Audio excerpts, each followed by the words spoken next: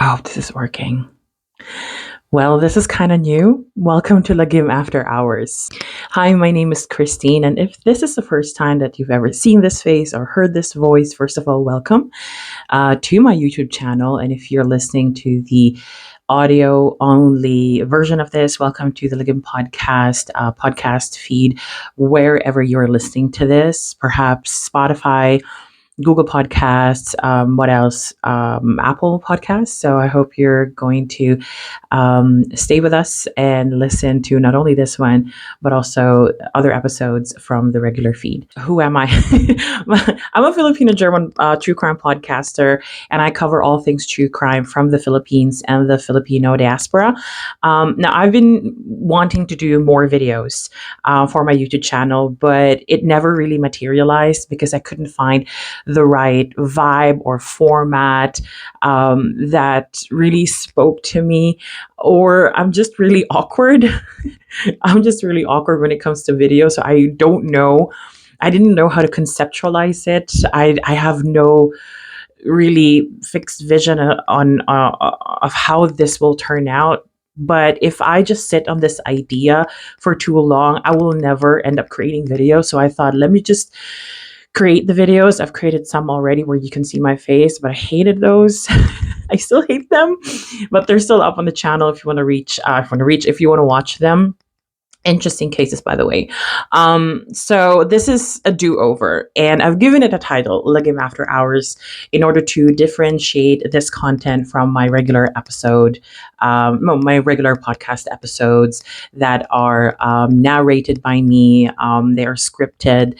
They're a bit more serious, I guess, in tone, although I cannot imagine this being less serious because the cases are equally horrible and sad. Now, like I said, Lagim After Hours is sort of bonus content on top of my regular podcast episodes. And in After Hours, I will be talking about new cases with little to no information out there on the internet, maybe obscure cases or cases that are still very much rapidly developing, cases that I cannot get out of my head, but maybe there's not a lot of information about these cases to make a whole podcast episode about.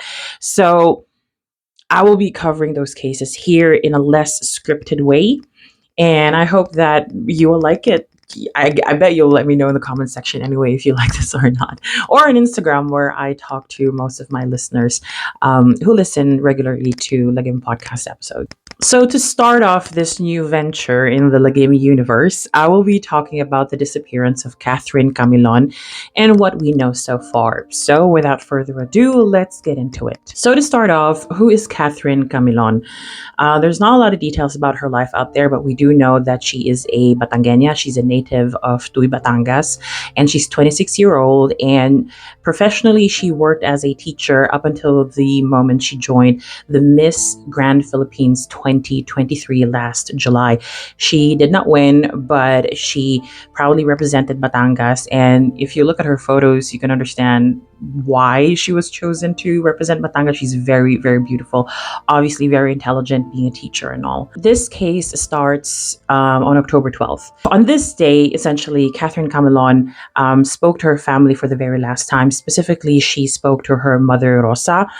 And Rosa said that she had a conversation with her daughter at around 8 o'clock that evening.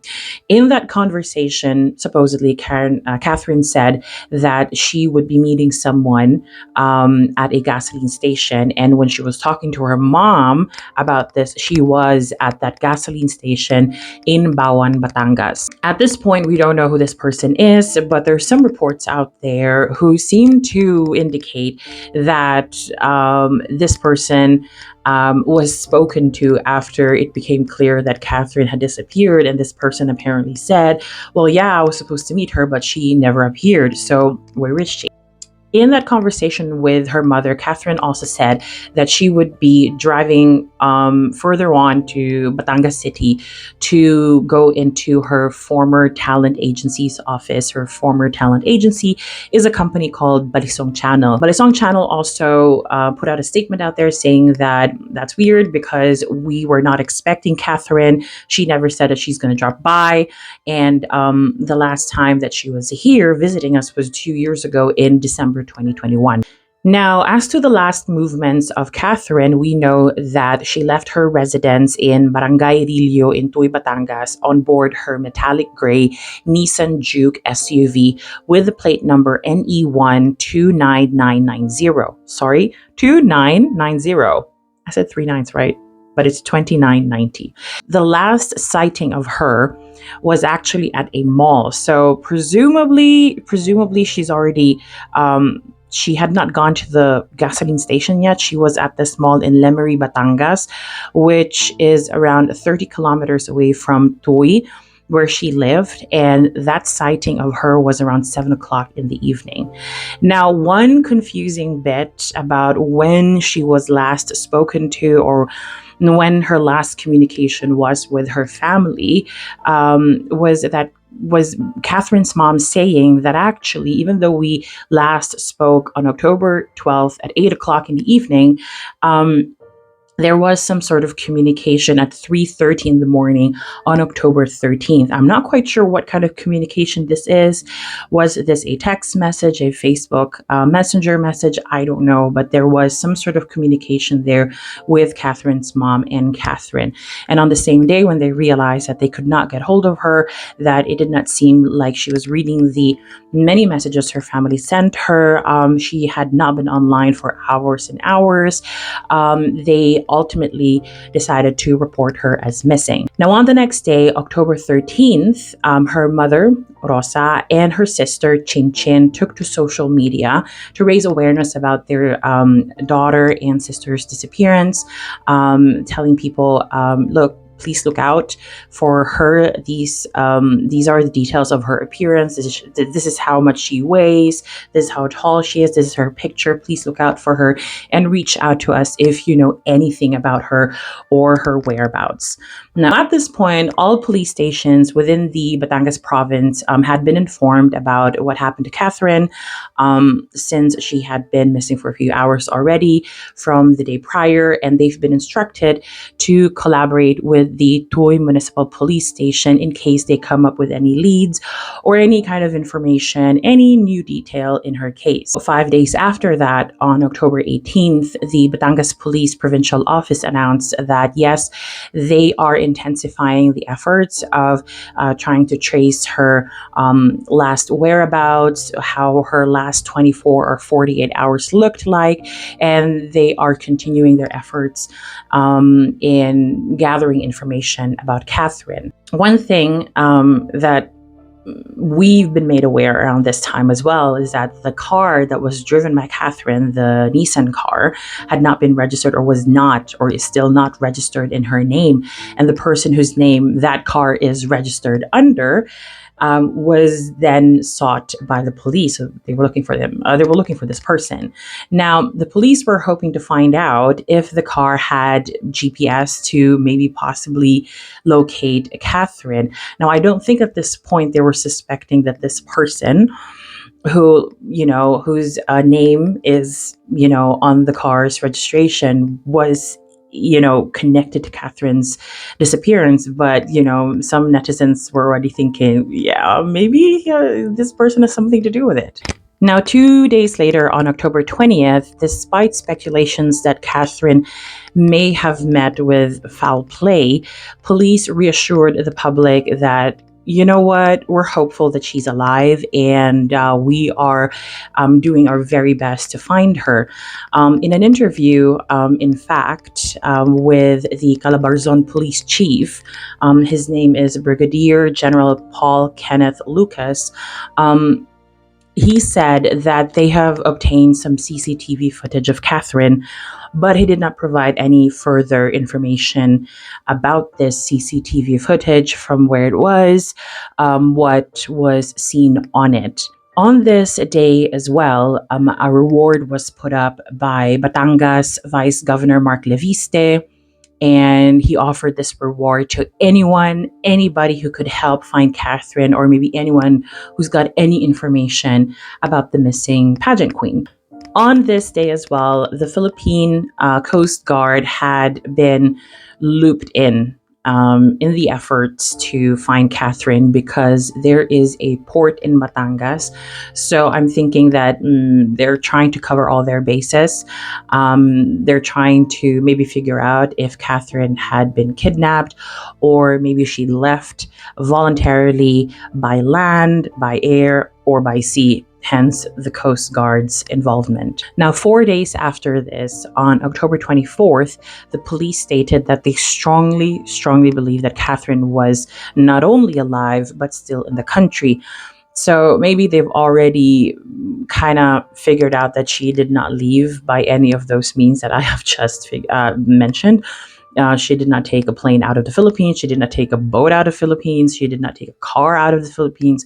So she's definitely still in the country. So they were very positive that she was still in the Philippines, and maybe still in Batangas. More importantly, though, on this day, a person of interest had been identified. But apart from saying that this person had been identified, the police didn't say anything. Only 2 days later, on October 26th, would we learn that this person of interest, even though we don't know his name yet, was a police officer. And then he was relieved of his post and transferred to the regional personnel holding an accounting unit. And as you can imagine, having revealed that this person of interest is a police officer, it got the internet buzzing for good reason. Initial information indicated that this police officer, this person of interest, is actually Catherine's boyfriend, and both agreed to meet that day, the day she went missing.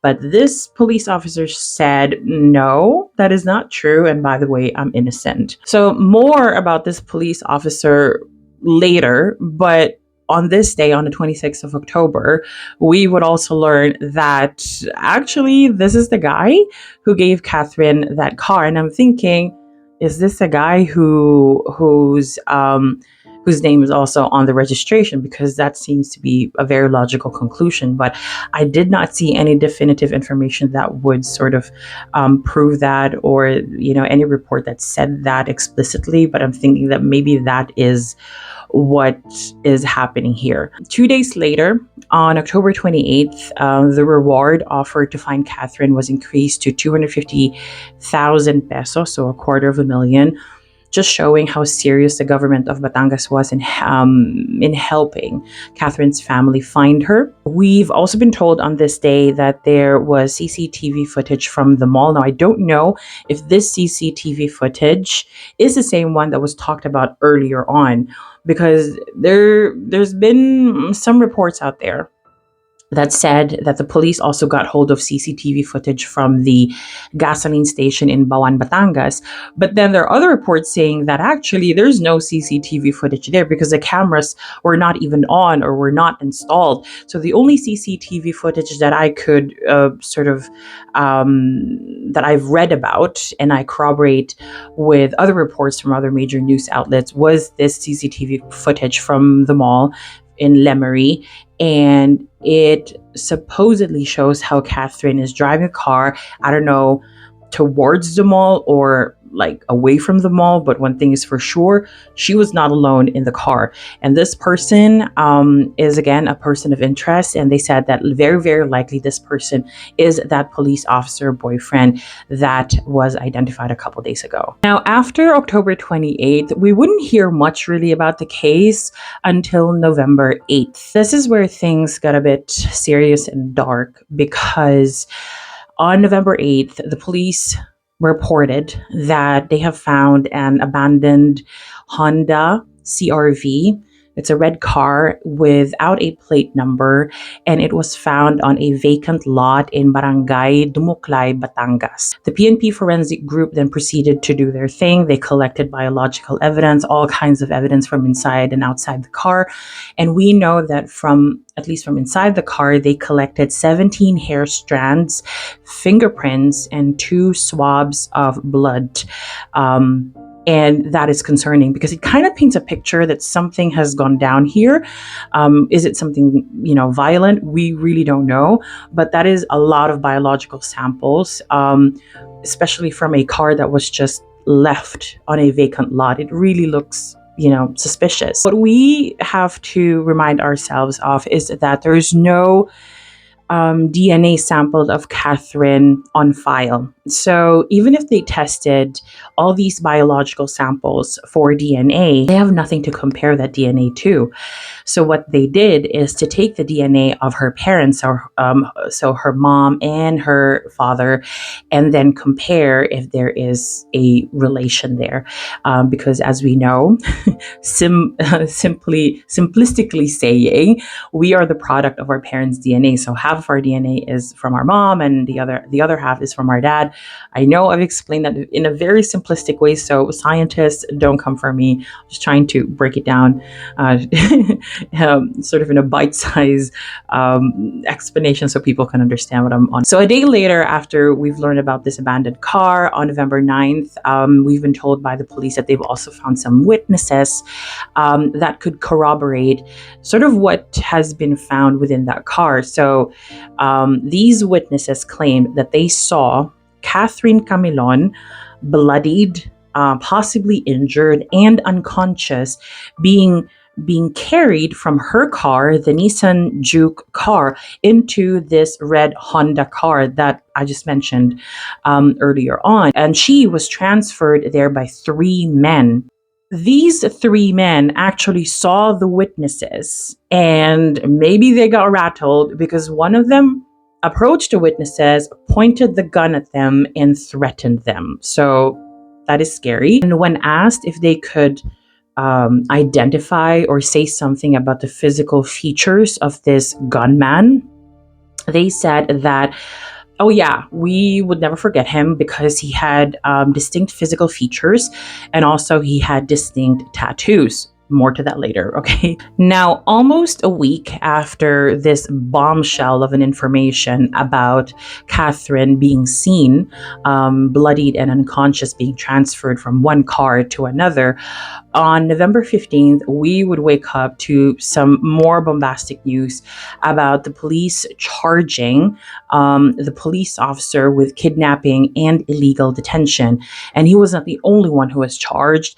The other 3 men were also charged. But from what I understood, only the police officer was in some sort of detention, but it was not criminal detention. Now, if you know more, please comment as to what this other detention is, because from what I understand, this detention that he was in, um, he was not really in prison or in jail, because some people have actually seen him walk around and even use his cell phone. So for somebody who had been charged by with very serious crimes like kidnapping and illegal detention, I don't think he should be walking around free, but maybe I'm missing something here. So this police officer's name is Alan Decastro, and he was a police, or is a police major within the PNP. He said, yes, I was in a relationship with Catherine, but no, I was not the one who was supposed to meet her the night that she went missing. Now, the other person, another person who was identified, that one guy out of the 3 men who carried Catherine from one car to another, was Jeffrey Magpantay, the one with the distinct physical features and distinct tattoos. Jeffrey Magpantay was actually Decastros driver. So we don't know if maybe Decastro gave some orders to pick up Catherine, to do something to Catherine. These are the speculations out there on the internet, but we don't know anything about it because the police had not said anything yet about anything. What we do know is that some people have come forward and said that, Decastro had been violent towards Catherine before, and he also physically harmed her in the past. And of course, that kind of fuels the theory that maybe he had hurt her, but we don't know anything yet about what happened, and we don't know where Catherine is still, and we are already in the middle of November at this point. Like I said, Decastro kept and keeps on denying his involvement and says that he doesn't know anything about Catherine disappearing. But other witnesses also said that, you know what, I actually saw this guy talk to Catherine, so I don't know why he is denying, why he is saying he's innocent. We saw him talking to her on the night of her disappearance. With all of this happening, the ball was now in the prosecution's court, who could greenlight formal preliminary investigations into this case. 5 days after Decastro and Magpantay were charged on November 20th, the police authorities confirmed that the DNA they took from those biological samples in the abandoned car and the DNA from Catherine's parents actually matched, but they also found some strands of hair from a male person that they could not match to obviously Catherine's dad and, not even Catherine's mom, obviously, because they know that it's from a male person. So again, let's be clear, they collected 17 hair strands, some fingerprints, and blood samples. They took swabs, right? Of the 17 hair strands, I think one of them didn't belong to Catherine, belonged to a male person, a man, and that hair strands DNA didn't match Catherine's dad. So at this point, we don't know who owns that strand of hair. The police at this point were trying to convince Decastro to take a DNA test to give, a sample so they can test it for DNA, but he's refusing it. Now, this is where I am a bit, again, confused, because if you're charged with a crime, I didn't know that you get the option to say no to such an important and vital part of a criminal investigation. So if you know anything about this, please let me know in the comment section, because this seems not legit to me. Because, for example, on the 24th of November, we would again hear from the police, look, we're hoping that the Decastro would give us some biological sample that we can test for DNA, but he says no. And I'm just like, why does he have a choice? Also, on this day, November 24th, we've been told that the police could not find any proof of life of Catherine. They don't have any leads. They don't know any possible location where they could find her. And things were looking a bit, darker on that side. And even though we don't want to think about sort of the worst, I think it is understandable that our minds kind of go there. Some additional information about Catherine's car was also revealed on November 24th. We've been told that Catherine's car used to be owned by someone from Las Piñas, and this person sold their car in 2013, but could not remember who the person was that they sold the car to.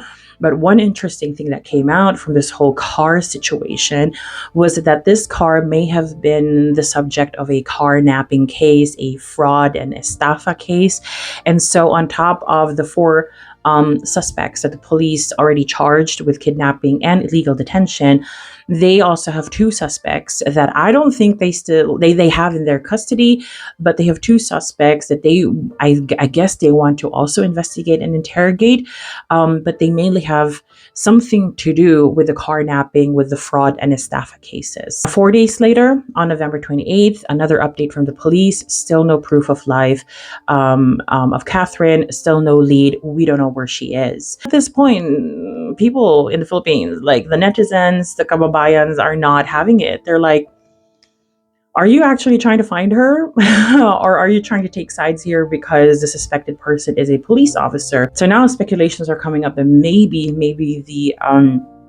the police in Tuy, Batangas, or all the police stations who are helping the people in Tuy, Batangas find Catherine are not really doing their best, because it doesn't seem like there's been any movement in the case. But the police are saying that, look, the investigation is in full swing. We are backtracking. We are trying to find out, which is a fancy way of saying we're trying to find out Catherine's movements. up until the point she disappeared. We're gathering even more information. We're gathering fingerprints from wherever we can find them. We are DNA testing, and the prosecution, I think, greenlit a formal preliminary investigation. And now we are expecting that the suspects in this case will be submitting counter affidavits on December 19th and January 9th.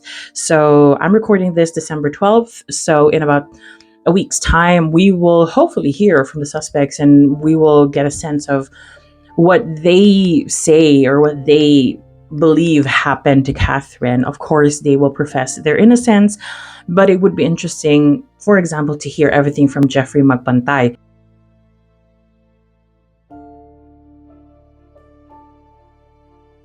Going back to Jeffrey Magpantay, I don't think he's actually in criminal detention, in police detention. I know that he's charged with kidnapping and illegal detention, but I couldn't find any news article that said, look, yeah, he's in jail. So I think this is also the source of some rumors going around that maybe Jeffrey Magpantay is already dead. Maybe he was assassinated by people connected to Decastro who wanted to help Decastro's case because maybe Decastro doesn't want Jeffrey Magpantay to say something, to turn on him, to tell the world the truth about what happened to Catherine and where she is. But there's nothing to substantiate this. We don't know what we don't know, right? So these are just some of the question marks that I have about this case. As of the time of recording this, Decastro is still saying, no, I'm not going to submit to DNA testing.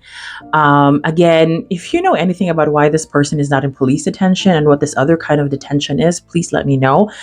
Because as I said, apparently he's walking free. He's been seen, he's been spotted walking out and about like a free man, even though he's been charged with a pretty serious crime or two crimes. Also, there is a feeling that there are no real efforts to make an arrest when it comes to Magpantay and maybe the others. So, one other question mark that I have here is, did Catherine know that Decastro was married? We don't know that. So we should withhold judgment and maybe not judge at all, because I've seen a lot of very misogynistic, victim-blaming comments made against Catherine for essentially being in a relationship, as an adult, by the way, being in a relationship with Decastro, who is married. There are some comments, and I've at least read one article that said that, look, well, maybe Catherine knew because she actually had a conversation with Decastro's wife. And I'm like, okay, like that feels more like a rumor than something than fact. So if you know anything about this, please comment, or maybe if you have a link where I could read, I could read an article where this was like proven and researched and fact checked. Let me know, because I feel like this is not true. And this is just something that's been put out there to put the blame on Catherine, which is wild to me. Victim blaming someone for her own kidnapping or possible homicide is just wild to me. You don't victim blame a murder victim for being murdered, and you should never victim blame a rape victim, for example, for being raped. I thought we've established these baselines already, but apparently for some people, that's not been established. So I'm very sad about that. Last thing that I want to mention in the category of Christine's question marks about this case is, why is the NBI not involved yet? It feels to me like there is such a big conflict of interest for the Batangas police stations or the Tuy Batangas station to investigate one of their own. And I feel like, when we say in Tagalog, parang luto, this is exactly what it is. Luto is essentially just a very Filipino way of saying there's a conflict of interest here. You shouldn't be investigating yourselves because you have bias. You are biased towards people who are your colleagues, and you could not possibly give Catherine the kind of justice that she deserves, whatever may have happened to her, right? Like whether she was kidnapped, hurt, assaulted, or, the worst scenario, which I really don't want to say because it just feels cruel towards her family as well. But I would tell the police in Batangas, you're not the best equipped people to investigate this. So you should possibly give this to the NBI, give this to somebody who's not connected to anybody in Batangas, in the Batangas police scene. and give this to someone who has more resources like the NBI. So that's sort of one of my biggest questions, like why has this not been given to the NBI yet? I've covered cases on the regular feed for my podcast where cases like this, and sometimes less serious case, I wouldn't say less serious, but cases that are not yet established, whether we have just a kidnapping on our hands here or just an assault, or maybe this is homicide, like cases that we don't, that have less information, so to speak, have already been given to the NBI pretty quickly, like pretty early in the investigation stage. But why not this one? Why is there nobody out there advocating for this case to be given to the NBI? Maybe there is a procedure that I don't know about. Maybe the NBI can only step in at a certain point. And I think I may have covered a case where I actually told you about this. I may have to review one of my episodes, but I think this kind of warrants that, because the conflict of interest issue alone is really disturbing. It bothers me to no end. So let me know how you think about this. I would really like to read your sort of opinion and thoughts about why the National Police, aka the NBI, has not been involved yet, or have not been involved yet. So do let me know. And as of the time of recording this video, this episode, we don't know anything more about Catherine's case. We don't know where she is. We don't know what the police are up to. But I am hoping against hope. I am praying really for Catherine's safety, that she will be returned to her family alive and well. And I want to express my full sympathies and thoughts and prayers to her family who are suffering at the moment. And I hope that you can be kind to her family and to Catherine in any comment section, not only under this one, because we don't know yet what is happening. And please refrain from victim blaming. Nobody deserves these kinds of things happening to them. So please be kind. And yeah, that's all I wanted to say about this episode. I hope you found this interesting. I hope you found it valuable. If there are any links or any details about this case that you want me to know about, do let me know. My DMs on Instagram are open. I'm on Twitter. I'm on Facebook. You can comment here. You can DM me here. Communicate, right? Apart from that, please do check my back catalog of podcast episodes about Filipino true crime, and I hopefully will be releasing more podcast episodes and these videos soon. Thank you so much for watching. Please hit the subscribe button and the notification bell so you know when I've uploaded something new on this channel. Thank you so much for those who are listening to the audio only version of this. I hope you also enjoyed this new sort of freestyly format. And again, maraming salamat at mabuhay LagimFam.